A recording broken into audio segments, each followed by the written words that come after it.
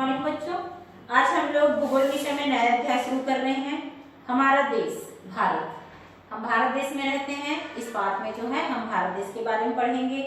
भारत देश के बारे में हम बहुत कुछ ऐसे भी पढ़ चुके थे भूगोल विषय में, लेकिन इस पाठ में जो है हम भारत देश के पर्वत पठार मैदान जो है, भारत की जो स्थिति है वो मतलब मानचित्र में हम किस प्रकार से देख सकते हैं, जैसे अक्षांश और देशांतर करके पढ़े हैं। भारत देश के जो पड़ोसी देश हैं उसके बारे में इस पाठ में पढ़ेंगे, और साथ में जो महासागर महाद्वीप है, कौन कौन से महासागर महाद्वीप से घिरा हुआ है, इसके बारे में भी इस पाठ में हम पढ़ेंगे। महासागर मतलब महासागर से घिरा हुआ, महाद्वीप मतलब कि किस महाद्वीप में हमारा भारत देश है, इसे पढ़ेंगे। इसकी राजनीतिक एवं प्रशासनिक विभाजन जो है किस प्रकार से किया गया है इसको देखेंगे। भौतिक विभाजन क्या है हम लोग इस पाठ के माध्यम से आज जानेंगे। तो पाठ यहाँ पर शुरू करते हैं। भारत एक बहुत बड़े भौगोलिक विस्तार वाला देश है। इसका विस्तार, भौगोलिक विस्तार जो है बहुत बड़ा है। उत्तर में यह हिमालय के ऊंचे शिखरों से घिरा हुआ है। उत्तर दिशा की ओर देखेंगे हम तो इसमें बहुत ही ऊंचा शिखर जो है हिमालय पर्वत का है। पश्चिम में अरब सागर है और पूर्व में बंगाल की खाड़ी है तथा दक्षिण में हिंद महासागर भारतीय प्रायद्वीप तटों पर लहराते हैं। प्रायद्वीप किसको बोलते हैं? स्थल का वह भाग जो तीन तरफ से जल से घिरा होता है उसको प्रायद्वीप कहते हैं। यहाँ पर बोल रहे हैं ना जैसे कि पश्चिम में अरब सागर, पूर्व में बंगाल की खाड़ी तथा दक्षिण में हिंद महासागर भारतीय प्रायद्वीप के तटों पर लहराते हैं। हिंद महासागर जो है यहाँ पर इसको प्रायद्वीप कहा जा रहा है। तो प्रायद्वीप क्या कहलाता है? वह स्थल जहाँ पर क्या बोल रहा है, स्थल का वह भाग जो तीन तरफ से जल से घिरा होता है। तीन तरफ से, दक्षिण का जो हिस्सा है उसको तीन दिशा में हम लोग देखते हैं तो तीन तरफ से वह जल से घिरा हुआ है, इसी को ही प्रायद्वीप कहा जाता है। ये भारत के पहले ये भौगोलिक विस्तार को बताया है। उत्तर दिशा, दक्षिण दिशा, पूर्व और पश्चिम दिशा, चारों दिशाओं के भौगोलिक विस्तार को यहाँ पर पहले बता दिए कि उत्तर में क्या है, ऊंचा पर्वत शिखर हिमालय है, और उसके बाद दक्षिण में हिंद महासागर है, पूर्व में बंगाल की खाड़ी है और पश्चिम में जो है अरब सागर है। भारत का क्षेत्रफल जो है 32.8 लाख वर्ग किलोमीटर है। भारत का क्षेत्रफल जो है 32.8 लाख वर्ग किलोमीटर है। उत्तर में कश्मीर से लेकर दक्षिण में कन्याकुमारी तक, उत्तर में कश्मीर से लेकर, इसका जो पूरा लंबाई यहाँ पर बताया जा रहा है, उत्तर में कश्मीर से लेकर दक्षिण में कन्याकुमारी तक इसका विस्तार जो है लगभग 3200 किलोमीटर है। 3200 किलोमीटर है। और पूर्व में अरुणाचल प्रदेश से लेकर पश्चिम में कच्छ की खाड़ी तक इसका विस्तार जो है लगभग 2900 किलोमीटर तक का है। ठीक है। अब उत्तर से लेकर दक्षिण तक का इसका पूरा विस्तार बता दिया गया है। उसके बाद में पूर्व से लेकर के पश्चिम तक इसका विस्तार बता दिया है। उत्तर से अगर दक्षिण का देखें तो 3200 किलोमीटर है इसका विस्तार, और पूर्व से पश्चिम तक देखें तो इसका विस्तार जो है 2900 किलोमीटर है।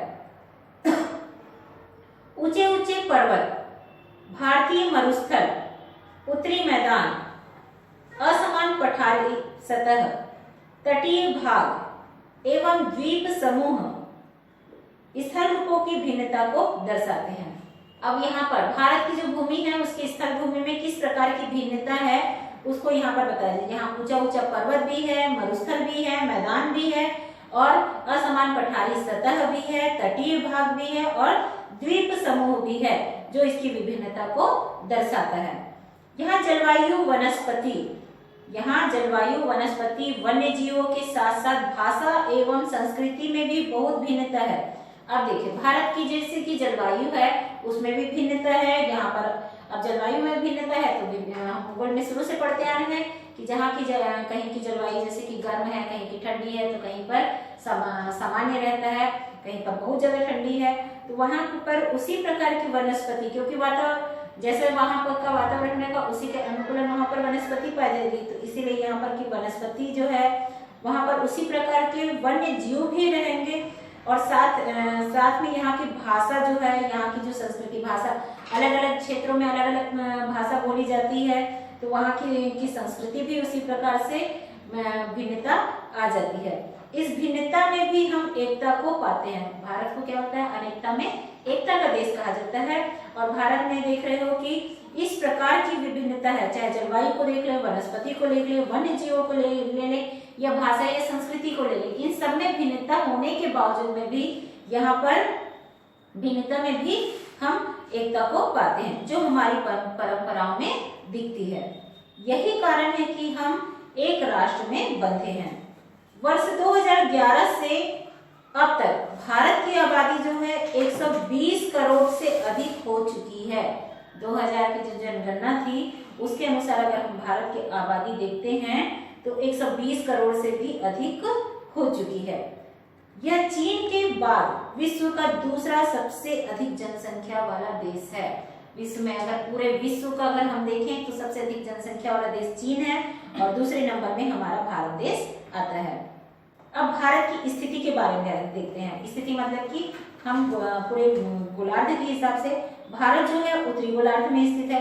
आप लोग पढ़ ही चुके हैं। अक्षांश और देशांतर रेखा वाला जब हम पाठ पढ़ रहे थे तो उसमें हम भारत जो है पूरी पृथ्वी को हम 2 गोलार्धों में बांटते हैं। जैसे कि भूमध्य रेखा उसके मध्य से गुजरती है, जिसके कारण से वह पृथ्वी को 2 गोलार्धों में बांटती है। तो भारत जो है उत्तरी गोलार्ध में स्थित है। कर्क रेखा 23.30 इंच उत्तर देश के लगभग मध्य भाग से होकर गुजरती है। कर्क रेखा जो है भारत के मध्य भाग से होकर गुजरती है।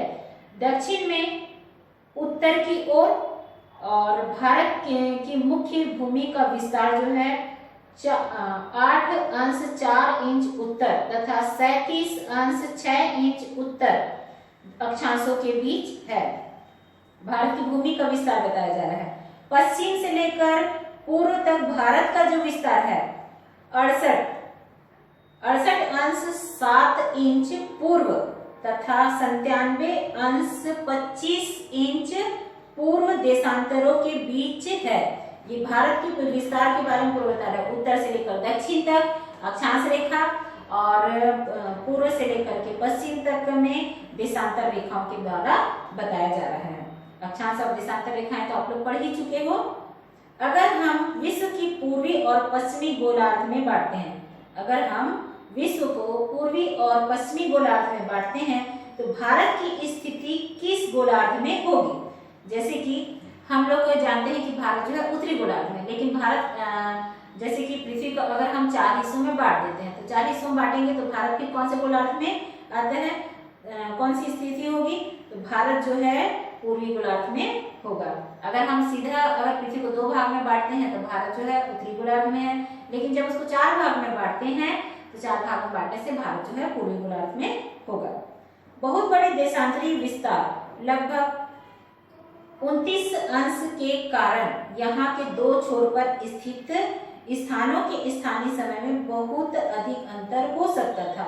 इस तरह की दूरी पर स्थित 2 स्थानों के बीच का समय का अंतर लगभग 2 घंटे का होगा। जैसे कि आपने पहले पढ़ा है कि प्रत्येक एक देशांतर के लिए स्थानीय समय में 4 मिनट का अंतर होता है। आप लोग जानते ही हैं ये सब। पहले पार्ट में अक्षांश और देशांतर रेखा में 2 देशांतरों के मध्य कितने मिनट का अंतर होता है, तो 2 देशांतरों के मध्य 4 मिनट का अंतर होता है। तो कोई भी जैसे कि अगर देश के बारे में जैसे कि वहां से वहां तक पहुंचने के लिए कितना मिनट लगेगा तो उसी के आधार पर इसको निकाला जाता है। पश्चिम से गुजरात की अपेक्षा पूर्व के अरुणाचल प्रदेश में सूर्योदय लगभग 2 घंटे पहले होता है। आप पढ़ चुके हैं कि 82.30 इंच पूर्व देशांतर के स्थानीय समय को भारत का मानक समय क्यों माना गया है? इस यमयोत्तर को भारत का मानक यमयोत्तर भी कहा जाता है। इसको हम पिछले पाठ में पढ़ चुके थे। इसके बाद हम देखते हैं भारत के पड़ोसी देश। आप लोग जानते ही हैं भारत के पड़ोसी देश कौन कौन से हैं, प्राइमरी में से पढ़ते आ रहे हो। चित्र में भी आप अगर भारत का मानचित्र जो है उसे देखेंगे तो आपको आसानी से समझ में आ जाएगा कि भारत के पड़ोसी देश कौन कौन से हैं। 7 देशों की स्थलीय सीमाएं इनकी सीमाओं से जुड़ी है। आप इसको अपने बुक में भी देख सकते हो, एटलस में भी देख सकते हो कि इनके पड़ोसी देश कौन कौन से हैं, ठीक है। और इनमें से कौन कौन से देश हैं जिनकी सीमाएं जो है समुद्र से जुड़ी नहीं है, मतलब कौन कौन सा ऐसा देश है जिसकी सीमा जो है समुद्र से जुड़ी हुई नहीं है। दक्षिण में समुद्र में स्थित 2 द्वीप श्रीलंका और मालदीव हमारे पड़ोसी हैं। पाक जल संधि भारत को श्रीलंका से अलग करती है। पाक जल संधि जो है भारत को, यहाँ पर देख रहे होगे आप लोग, भारत के नक्शे में देखिएगा, श्रीलंका और भारत के मध्य में जो एक ऐसा छोटे छोटे बिंदु टाइप का कुछ दिखता है, वही जो है जल संधि है। और इस जल संधि को क्या कहते हैं, पाक जल संधि कहा जाता है, जो कि भारत और भारत को जो है श्रीलंका से अलग करती है। और उसके बाद में और क्या क्या बताया जा रहा है कि यहाँ पर जैसे कि जल संधि बताया और इसकी सीमाएं समुद्र से, इनकी कौन कौन सी सीमाएं जो है, भारत की कौन कौन सी सीमा जो है समुद्र से जुड़ी है।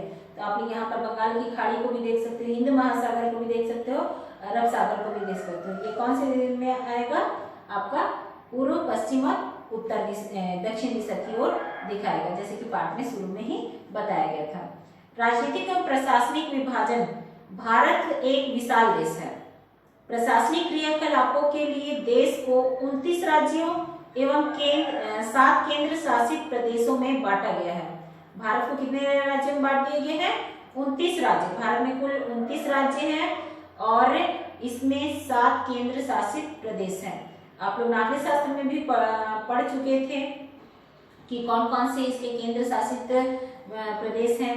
दिल्ली, दादरा नगर हवेली, पांडिचेरी, ये सारे जो हैं इसके केंद्र शासित प्रदेश हैं।